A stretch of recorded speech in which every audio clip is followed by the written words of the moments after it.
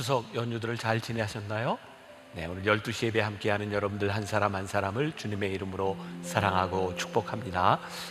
오늘 이제 새로운 시리즈가 시작이 되는데요. 2021년 만나교회는 Go Together, 함께 갑시다, 이런 큰 주제를 가지고 나누고 있고, 우리 하나님과 함께, 예수님과 함께, 성령님과 함께 세 번째 시리즈가 끝나고 오늘 네 번째 믿음으로 함께 걷기, 그리고 전체적인 7주 동안 이미지는 우리들이 믿음으로 항해하는 그런 이미지를 가지고 갑니다. 우리 한번 영상 앞에, 모니터 앞에 있는 분들도 다 같이 한번 인사했으면 좋겠습니다. 우리 믿음으로 항해합시다. 이렇게 한번 두 손으로 인사합시다. 시작. 믿음으로 항해합시다. 네, 자, 오늘부터 새로운 시리즈 첫 번째 말씀입니다. 당신의 믿음을 하나님께서 인정하실까요? 당신의 믿음을 하나님께서 인정하실까요? 오늘은 말씀을 통해 저와 여러분들의 믿음을 좀 점검하는 그런 시간을 가졌으면 좋겠습니다. 왜 변화산이 끝났는데 제가 변화산 동안에 말씀 중에 나누었던 예화와 아주 비슷한 예화가 있습니다. 아마 생각나는 분이 있을 것 같아요. 어떤 할머니 한 분이 여행을 하는데 한참 이게 숲속 오솔길을 가다가 두 갈래길을 이렇게 만나는 곳에 서게 되죠. 어디로 가야 될지 갈등을 하는 중에 하나님이 어디로 가라고 말씀하실까? 이 할머니는 가지고 있던 지팡이를 놓고 쓰러지는 쪽으로 이제 가려고 합니다. 근데 이분이 지팡이를 잡고 쓰러지는 쪽으로 가려고 하는데 계속 쓰러뜨리는 거예요. 옆에 있던 분이 묻습니다. 이게 지금 뭐 하는 짓입니까? 그랬더니 할머니가, 나는 하나님의 뜻이 임하는 곳에 내가 걸으려고 하는데 자꾸 이 지팡이가 이게 넘어지는 쪽이 내가 가고 싶은 쪽이 아니라 계속해서, 그리고 자기가 원하는 쪽에 지팡이가 쓰러졌을 때 가게 되는 거죠. 하나님이 이쪽으로 인도하시는군요. 자, 우리의 믿음이 이렇지 아니한가? 우리는 하나님을 믿는다는 고백을 참 많이 합니다. 여러분들 교회 다니면서 제일 많이 듣는 얘기 아니에요? 믿음이 있습니까? 또 설교하다 여러분들 믿습니까? 그런데 이 믿음이라고 하는 것이 가만히 보면 하나님을 믿는 믿음으로 살아가는 것이 아니라 내가 믿는 믿음이 증명되는 것, 내 믿음을 향해 살아가고 있는 것이 우리의 믿음은 아닌가. 믿음으로 행동하는 것 같지만 하나님을 믿으면서 전혀 변하지 않는 우리의 의지, 믿음이 있다고 이야기하지만 여전히 인간적이고 자기중심적으로 살아가고 있는 우리들에게 오늘부터 7번의 말씀을 통하여 주님이 내 믿음을 보이라, 내 믿음은 어디에 있는가, 우리들이 이 믿음을 점검하는 시간을 가지게 될 것 같습니다. 우리의 믿음은 하나님의 말씀에 근거해야 하는데, 그리고 이 항해라고 하는 것으로 우리들이 이번 시리즈를 이렇게 상징적으로 하려고 하는 것은 우리의 인생이 마치 항해하는 것 같잖아요. 그런데 우리들이 어떤 키를 가지고 우리의 인생을 항해하는가, 결론부터 이야기를 하자면 제대로 된 믿음의 키를 가지고 우리의 인생을 항해해야 되겠다, 이런 과정들을 7번을 통해 나누게 될 거예요. 자, 오늘 장로님께서 여러분들에게 봉독해 주신 말씀, 누가복음 24장 25절, 이게 어디서 많이 들은 것 같기는 한데 무슨 말씀이지 이게 잘 구분이 안 되는 분들은 누가복음 24장 전체를 여러분들이 집에 가서 볼 수 있는 기회가 있었으면 좋겠고요. 사실 이 말씀은 부활절 때 많이 나누는 말씀 가운데 하나입니다. 엠마오로 향해 가던 두 제자를 예수님이 만나 주셨던 사건이죠. 엠마오로 가는 두 제자는 우리가 잘 알고 있는 것처럼 굉장히 실망한 채로 예루살렘에서 엠마오를 향해 내려가고 있어요. 이런 질문을 우리들이 던져봐야 되겠죠. 왜 이 사람은 그렇게 실망하게 되었는가? 이 사람이 실망하여 내려가던 이때는 예수님이 부활하셨던 때거든요. 근데 이 사람을 실망하게 한 것은 예수님의 부활, 그것이 아니라 예수님이 십자가에 못 박혔다라는 것이에요. 예수님이 십자가에서 죽으셨다라고 하는 그 순간 이 사람은 모든 소망이 다 끝났다는 거죠. 사실은 이 사람의 믿음이 끝난 거죠. 성경을 가만히 보면 이 죽음으로 끝나지 않는 이야기들이 지속적으로 이어지는 것을 보게 됩니다. 우리는 죽음이 끝이라고 생각할 때가 있는데, 우리가 잘 알고 있는 모세, 그가 40년 동안 이스라엘 백성들을 인도의 가나안으로 가는 과정, 바로 가나안 땅을 앞에 놓고 죽습니다. 근데 참 놀랍죠? 하나님께서 그 일을 여호수아를 통해서 계속해 나가시는 거예요. 우리가 지난주까지 사도행전 말씀을 쭉 나누면서 사도 바울에 대한 이야기, 지난주에는 사도 바울의 죽음에 대한 이야기를 다루었어요. 그 위대한 사도 바울이 죽었던 거죠. 참 놀랍죠? 하나님의 역사가, 복음이 퍼져나간 것은 사도 바울의 죽음 이후에도 여전히 복음이 퍼져나가고 있다는 거예요. 우리들이 생각하고 있는 죽음, 우리들이 생각하고 있는 한계가 끝이 아니라 믿음의 역사는 계속되고 있는 거죠. 제가 언젠가도 여러분들에게 소개해드린 책이 하나 있어요. 산비라는 책인데 그 제목이 Mountain Rain이라는 거, 산에서 비가 내리는 거예요. 이 제임스 오 프레이저라고 하는 선교사의 전기인데요. 이 책을 보면서 제 마음에는 진짜 산에서 비가 추적추적 내리는 그 슬픔, 아픔 같은 것이 느껴졌던 그런 책이에요. 굉장히 좋은 책입니다. 이 프레이저 선교사는 22살의 나이에 리수족을 선교하기 위해서 미얀마와 중국 접경에 있는 그 산악지대에 들어갑니다. 22살에. 이 프레이저 선교사는 이 책에 보면 굉장히 음악에 대한 재능을 가지고 있었던 피아노 연주가였고, 그는 공학도로서도 굉장히 유망한 사람이었다고 합니다. 근데 22살에 리수족을 사랑하는 마음으로 선교사로 들어가요.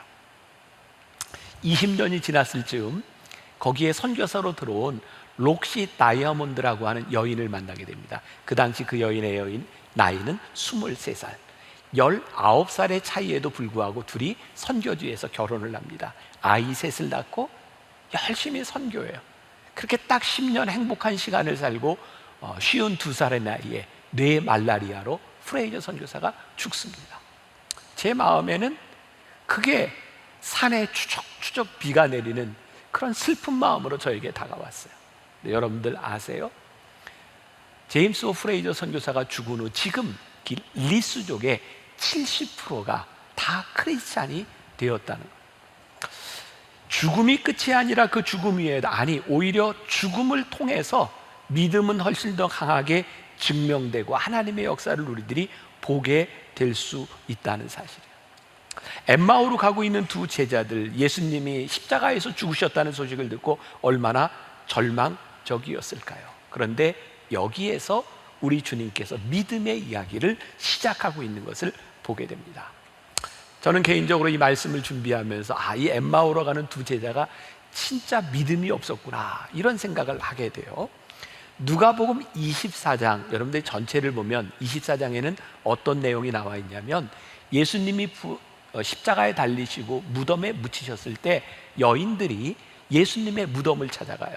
잘 아는 얘기죠. 부활절 새벽입니다. 여인들이 무덤을 막고 있던 돌문이 굴러간 것을 보고 그 안에 들어가서 봤는데 예수님의 시신이 없어진 거예요. 울고 있죠. 그때 부활하신 예수님을 만나게 돼요. 이 여인들이 그 소식을 예수님의 제자들에게 가서 쫙 전합니다. 근데 제자들이 그 이야기를 믿지 않아요. 자, 누가복음 24장 13절에 이런 구절이 있어요. 그날에, 예수님 부활하신 날이에요. 그들이란 예수님의 제자들 중 둘이 예루살렘에서 20올이 되는 엠마오라 하는 마을로 가면서, 여기에 두 사람은 어떤 사람이냐면, 많은 제자들에게 이 여인들이 예수님의 부활의 소식을 알렸는데 그 말을 믿지 않았던 사람들 중에 둘이 엠마오로 내려가고 있었던 거예요. 그리고 예수님은 이들이 실망하여 내려가고 있는 그들 옆에서 그들과 동행하셨고, 그리고 그들에게 오늘 본문 말씀을 이야기하고 있는 거예요. 이르시되 미련하고 선지자들이 말한 모든 것을 마음에 더디 믿는 자들이요. 자, 여기까지 이해가 되셨어요?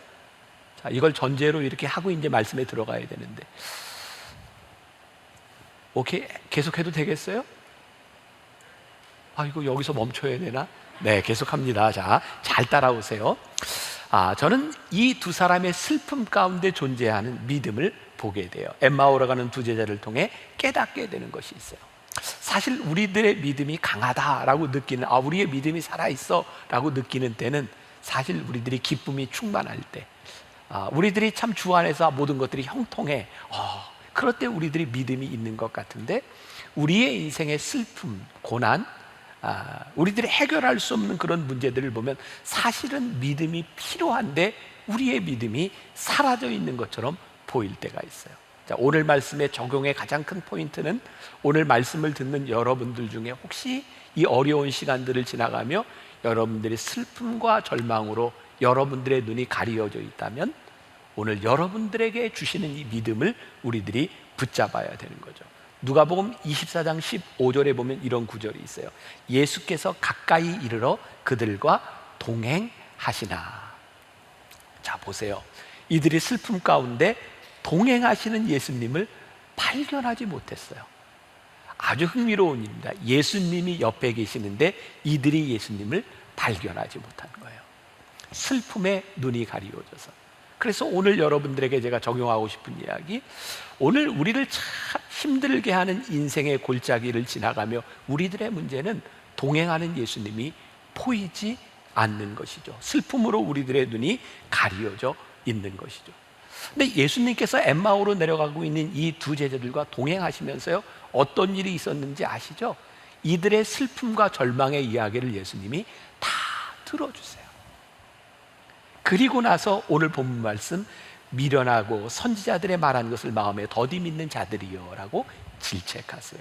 그러니 오늘 우리들이 말씀을 들으며 우리들이 찬양하고 기도할 때 여러분들의 슬픔과 여러분들의 고통과 아픔의 이야기를 다 내어놓으시라고, 우리 주님이 함께 동행하시며 그 이야기를 들어주실 거예요. 그리고 중요한 것은 그 이야기를 듣고 예수님께서 엠마오로 가던 이 두 제자를 인격적으로 만나주셨다는, 여러분, 인격적으로 만난다고 하는 것은 무슨 의미일까요? 우리는 이렇게 예배를 드리면서 저를 통해서 여러분들이 말씀을 듣고 누군가를 통해서 많은 신앙의 이야기들을 들어요. 저는 그것을 인격적이라고 이야기하지 않습니다. 누군가의 이야기죠. 인격적이라고 하는 것은 내가 주님 앞에 토로했던 모든 상황 가운데서 나를 만나주시는 주님을 만나는 것이 인격적인 일이에요. 우리들의 신앙을 객관화하지 말고 우리들의 신앙을 주관화하는 것, 나를 만나주시는 하나님을 만나는 거예요. 어떤 목사님은 이렇게 설교를 보면 그렇게 성도들에게 이런 얘기를 많이 하죠. 여러분들 상처를 내놓으세요. 상처를 내놓으세요. 근데 사실 이 중에 상처의 분량들이 다 다를지 몰라요. 어쩌면 여러분들 가운데는 상처보다는 기쁨의 기억을 많이 가지고 있는 분들이 많을 거예요. 근데 그렇게 이야기하는 목사님을 보면 아, 저 목사님에게는 상처가 참 많았었나 보다, 이런 생각을 하게 되죠. 몇 년 전 저희 교회에 어떤 목사님이 오셔서 장로님들 교육을 한 적이 있어요. 근데 제가 그 장로님들에게 교육을 하는데 제가 듣고 있으면서 너무 민망했던 적이 있어요. 왜냐하면 이 목사님이 우리 장로님들에게 계속 그런 얘기를 해요. 교회에 갈등이 있을 때, 목사님하고 문제가 있을 때. 근데 사실 저희 교회는 장로님하고 저하고 교회에 그런 갈등의 문제가 없거든요. 근데 계속 갈등을 치유하는 법, 갈등을 어떻게 이길까 계속 그 이야기를 하세요. 그러니까 제가 들으면서 아, 저 목사님에게는 저런 갈등이 참 많았나 보다라고 생각하게 되죠. 우리 아이들이 고등학교를 다닐 때 분당에 미션 스쿨을 다녔어요.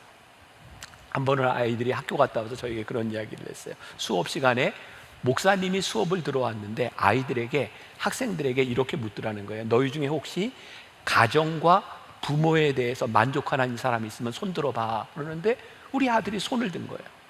그랬더니 그 목사님이 우리 아들을 보면서 잘 생각해봐. 너 혹시 목사 아들이라고 이렇게 그렇게 이야기하지 말고 잘 생각해봐. 근데 우리 아들이 그런 얘기를 하는 거예요. 나는 진짜 가정과 부모에 대해서 만족하는데 왜 목사님은 그게 거짓말이라고 생각할까? 이유는 뭘까? 그분에게 상처가 있는 거죠. 그러니까 우리의 믿음이라고 하는 것은요, 하나님이 우리들에게 인격적으로 주관적으로 우리들에게 오셔서 만나주는 그 믿음이 없으면, 객관에 대한 믿음, 누군가의 믿음이라고 하는 것은 우리들에게 늘 추상적일 수밖에 없는 거예요. 그런데 오늘 말씀이 정말 중요한 것은 뭐냐면, 슬픔 가운데 엠마오로 가고 있던 그 두 제자들과 동행하시며 예수님이 그들의 말을 들으시고 그들을 만나 주셨다. 오늘 이 제자들 향해서 이 미련한 자들아 라고 말씀하셨던 예수님이 우리들에게도 동일한 질책을 하셔야 된다고 생각하거든요. 여기 오늘 말씀에 보면 이르시되 미련하고 이 선지자들의 말을 더디 믿는 자들이요 라고 얘기하는데, 제 마음에는 에이 미련한, 이런 정도가 아니라 예수님께서 에이 미련한 놈아 이렇게 말씀하셨을 거예요. 이런 미련한 놈. 근데 저에게 느껴지는 뉘앙스는 이렇게 꾸짖려고 하는 그런 의도가 아니라 안타까움에서 이 미련한 놈아, 예수님께서 그렇게 말씀하시는 것 같아요. 예수님은요 이렇게 더디 믿는 이 미련한 자들을 향하여 이 사악한 놈들아, 이 악한 놈들아 이렇게 말씀하시지 않아요. 우리의 믿음이 부족한 것, 그 미련하기는 하지만 예수님께서 만나주시려고 하는 예수님의 마음이 느껴지고 오늘 우리 성도들 가운데도 이 믿음이 나타났으면 좋겠다. 왜 우리는 하나님을 믿는다고 하면서도 때때로 이런 불신앙 가운데 살아가고 있는가? 우리들이 믿음을 잘못 생각하는 경우들도 참 많은 것 같아요. 저희 교회에 와서 이제 말씀을 전했던 제 친구 목사님이 있어요.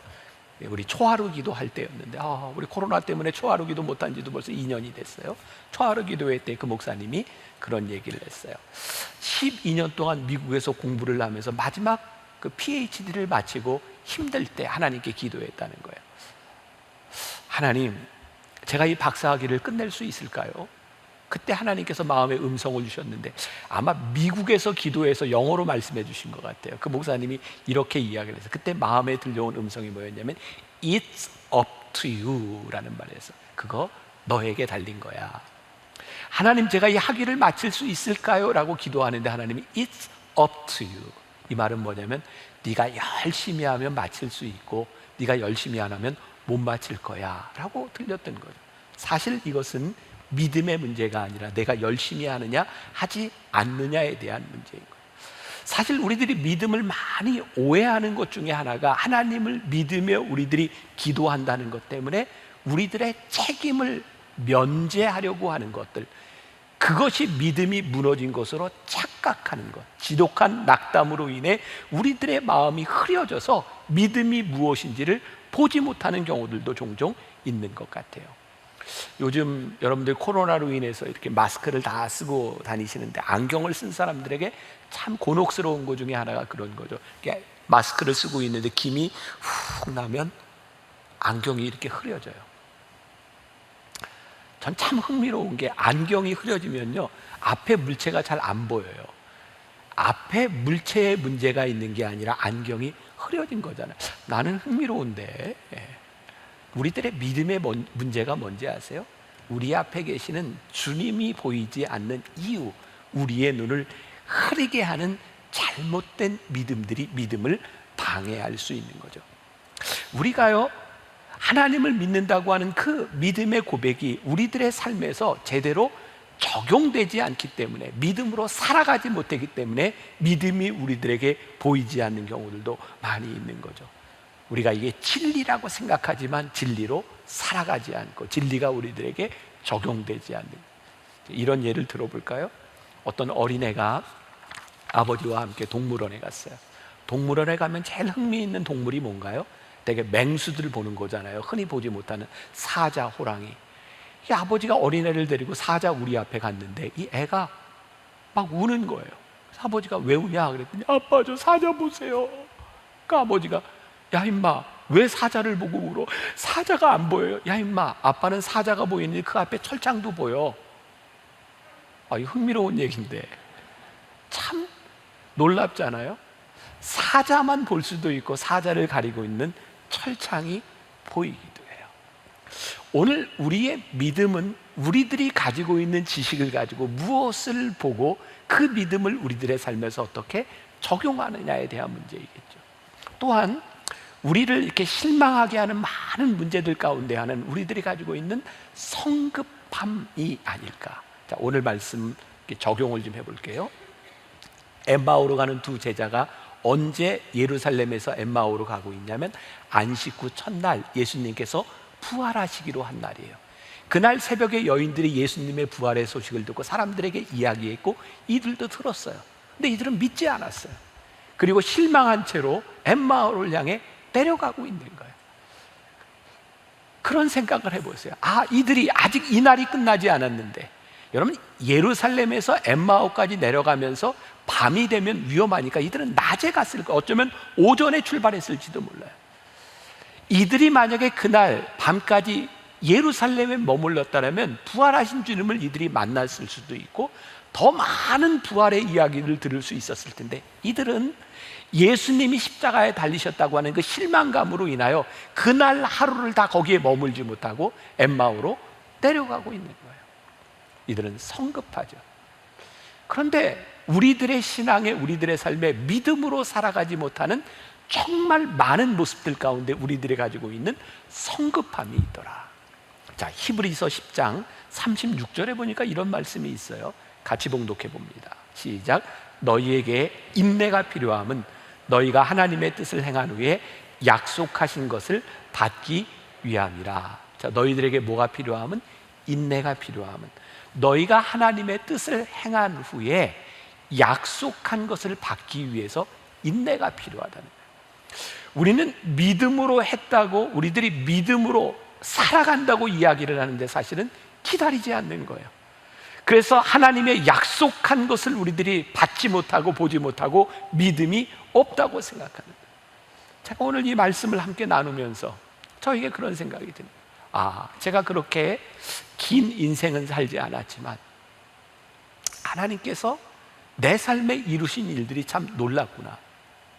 그런데 제가 기도하고 하나님께 그렇게 바랬던 그 시간들이 이렇게 꿈처럼 흘러왔지만 그 시간들이 얼마나 힘겹고 어려웠던 순간들이 있는지 몰라요.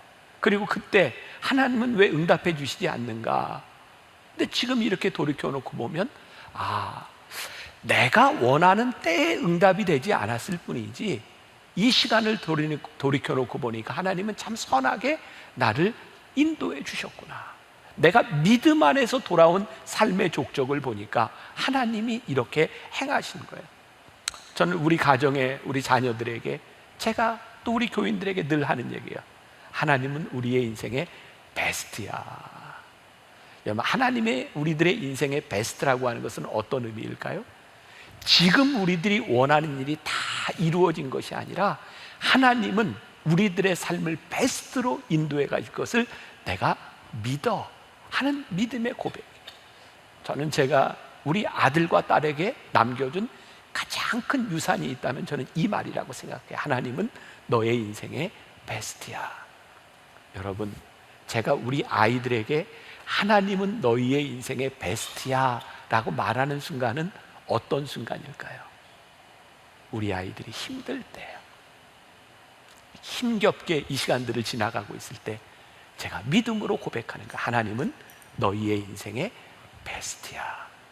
저는 오늘 여러분들에게 동일한 말씀을 드리고 싶어요. 우리가 믿음으로 살아간다고 하는 것은 이 시간들을 인내하며 우리와 함께 하시는 하나님으로 인해 하나님은 내 인생의 베스트입니다를 고백하는 인내가 아닐까. 자, 오늘 말씀을 통해 여러분들에게 다시 한번 이야기하고 싶은 것, 미련하다고 하는 것과 사악하다고 하는 것은 다른 거예요. 자, 엠마오로 내려가고 있는 이 제자들을 바라보며 예수님이 뭐라고 말씀하셨어요? 이 미련한 자들아.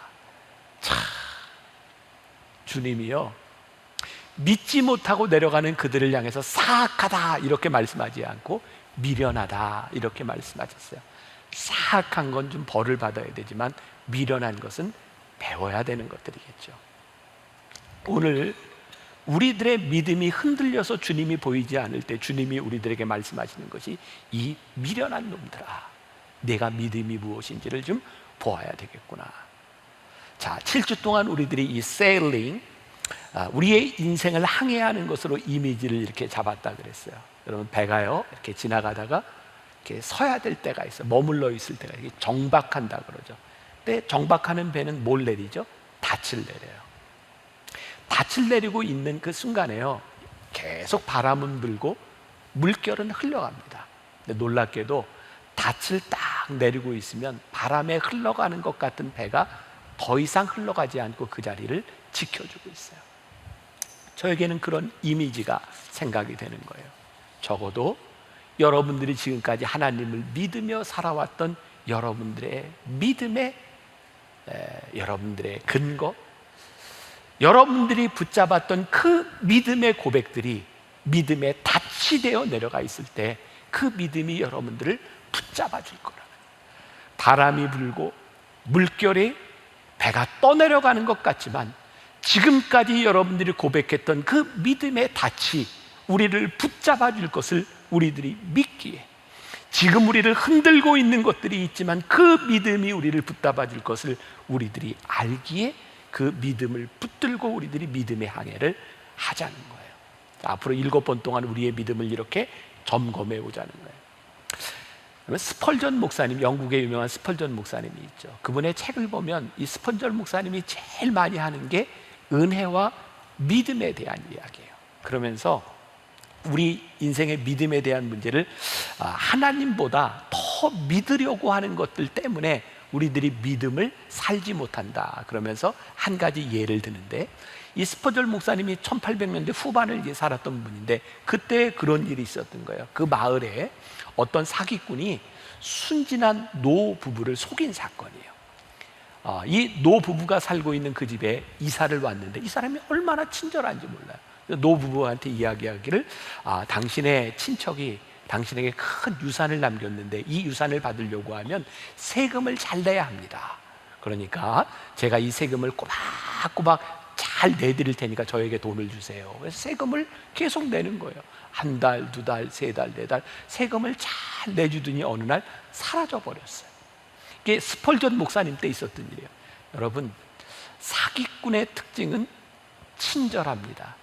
사랑은 온유하며, 이게 그대로 딱 들어맞을 때 사기꾼은 온유하며 사기꾼은 친절하고, 이게 여러분들 주변에 지금 굉장히 친절한 사람이 있다면 조심하세요. 사기꾼일 확률이 참 많아요. 이제 큰일 났다 이제. 사기꾼은 왜 친절하고 왜 사기꾼은 온유하고 이렇게 좋은 모습일까요? 사기치려고. 여러분들 가만히 생각해 보세요. 우리들 주변에 좋은 땅이 있는데 이 땅을 사면 굉장히 큰 이득을 얻을 겁니다 라고 여러분들에게 말하는 사람들, 아니 그 큰 이득을 자기가 얻지 왜 친절하게 남한테까지 가서 이득을 얻을 겁니다 라고 이야기를 할까요? 그럼 그런 생각 안 드세요? 이 돈을 가지고 여기에 넣으면 굉장히 많은 이자를 받습니다. 그거 자기 돈 넣어서 돈 벌지, 이 세상에 그렇게 남을 위해서 희생하는 친절한 사람 없어요. 그러니까 여러분들 특별히 친절한 사람은 사기꾼이다 생각하면 돼요. 아이고 죄송합니다. 예배 시간에 서로를 불신하게 만들어서. 근데 하나님을 불신하게 만드는 것들이 어떤 것이냐면 특별히 친절하고 좋은 것들이 하나님으로부터 우리의 시선을 앗아갈 때가 많은 거예요. 하나님은요, 우리들의 인생의 고난의 시기를 지나가게 하고 절망의 시기를 지나가게 하면서 우리를 만나주시는 분이지 늘 우리들에게 좋은 것으로만 우리들에게 말씀하시는 하나님은 아닌 것 같아요. 이 엠마오로 내려가는 이 두 제자들, 이들의 고난과 슬픔의 여정 가운데서 하나님이 그들을 만나주셨어요. 중요한 건 뭔지 아세요? 여러분들의 슬픔과 고난의 여정 가운데 하나님이 계십니까? 하나님이 그 여정을 통해 여러분들을 만나주고 계십니까? 우리의 믿는 믿음이 진짜 믿음이 되기 위해서는 필요한 것이 있는데, 자, 제가 이제 예를 하나 드는데, 종교 개혁자들이요, 구원을 얻을 수 있는 참된 믿음에는 3가지 요소가 있다 그랬어요. 자, 이게 라틴어인데 조금 어려울 수, 이건 기억 안 하셔도 돼요. 첫 번째는 노티티아라고 하는 라틴어인데 이것은 지식과 정보라는 말이에요. 두 번째는 아센수스라고 하는 말은 이것은 동의한다는 말입니다. 세 번째 피두시아라고 하는 말은 신뢰하고 행한다는 거예요.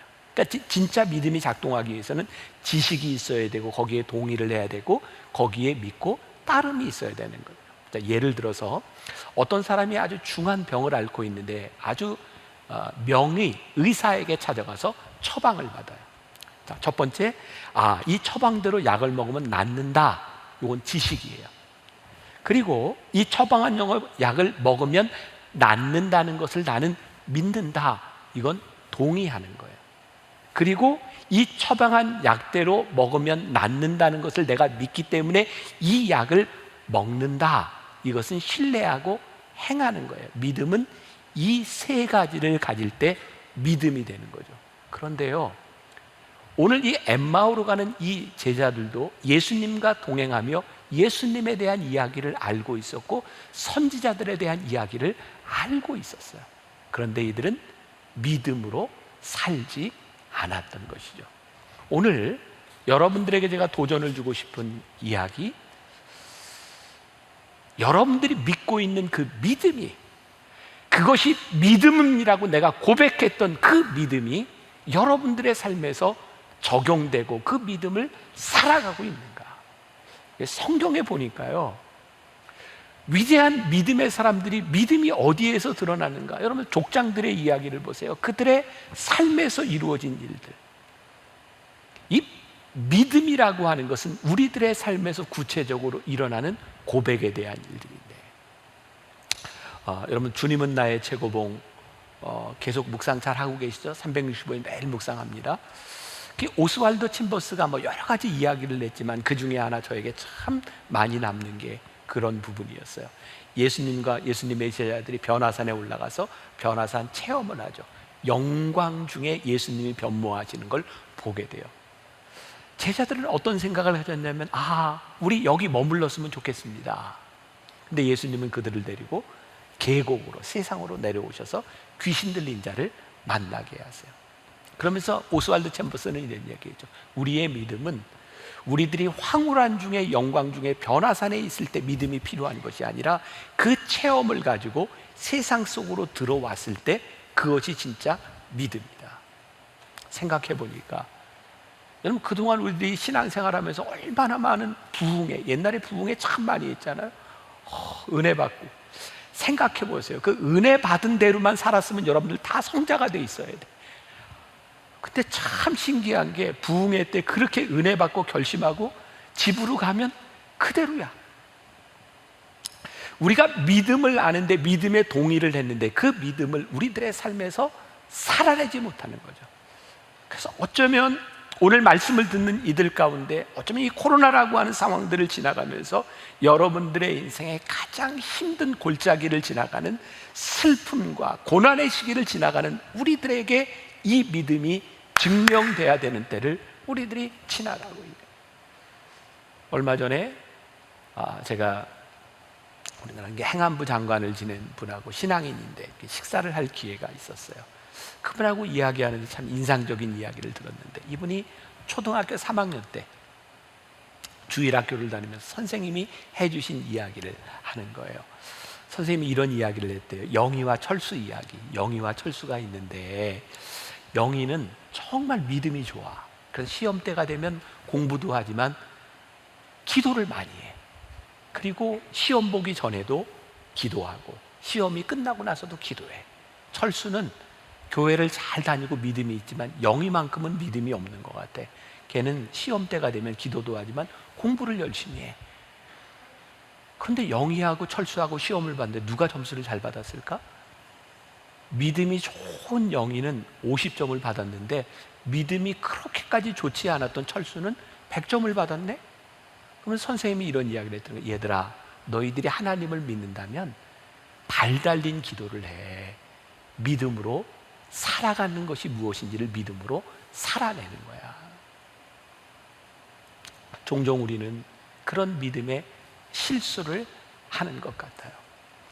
우리들이 믿음이 있다고 생각하면서 믿음으로 치열하게 살아가지 않으면서, 우리들이 믿음을 우리들의 삶에 치열하게 적용하지 않으면서 하나님이 우리 곁에 계시지 않다고 우리들이 인내하지 못하고 살아가는 경우들이 참 많이 있는 것 같아요. 제가 오늘 여러분들을 격려하고 여러분들에게 믿음으로 권면하고 싶은 거예요. 사랑하는 여러분, 여러분들이 지금 고난과 슬픔의 골짜기를 지나가고 있다면 바로 이 시기가 여러분들이 믿음으로 치열하게 살아가야 될 때입니다. 여러분들의 믿음이 살아나야 될 때입니다. 주님을 인격적으로 만나야 될 때입니다. 예수님 부활하신 새벽에 여인들이 예수님 무덤에 갔어요. 참 신기하죠. 예수님 부활하실 거라고 했는데 예수님 무덤에 가서 예수님의 시신을 보려고 갔어요. 무덤의 동굴에 돌이 굴러져 있고 거기에 예수님이 계시지 않죠. 여인들이 슬퍼하며 웁니다. 예수님의 시체가 어디 갔을까? 그때 음성을 듣죠. 왜 산자를 죽은 자 가운데서 찾느냐? 왜 산자를 죽은 자 가운데서 찾느냐? 너희의 믿음이 어디 갔느냐? 오늘 여러분들의 삶의 한가운데서 여러분들의 믿음이 드러나는 도전이 있기를 간절히 소원합니다. 여러분들이 살아왔던 믿음의 닻을 깊이 내리고 흔들리는 바다 한가운데서 그 믿음이 여러분들을 붙잡아주는 고백이 여러분들에게 있기를 주님의 이름으로 간절히 축원합니다.